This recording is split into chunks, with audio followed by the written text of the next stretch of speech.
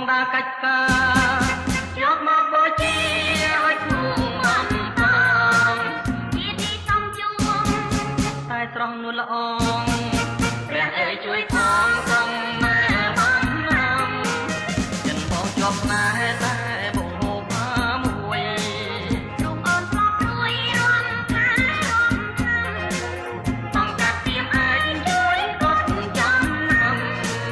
ម៉ែខ្ញុំស្នេហ៍ចាំជួងពីជាគ្រូ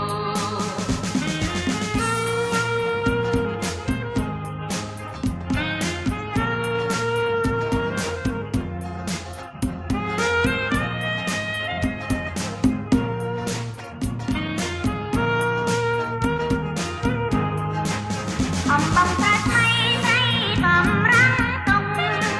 ខ្លាយជើក្រុមមុំទុំយកទៅភ្ជុំបងចាំជួបអូននៅវត្តអាយភ្នំកន្លែងជួបជុំក្រោមដើមពោធិ៍ជ្រៃអូនជាអ្នកមានសៀងខៀនទីដាច់ទាំងអើត្រួយជែងបងក្រងថ្មីថ្មីពុកអាដូនទៀវបងកូនសូមបីល្អលើសត្រីក្រុងបាត់ដំបងអត់ទៅក្នុងខ្សាច់បងដើរកាច់ការយកមកបូជា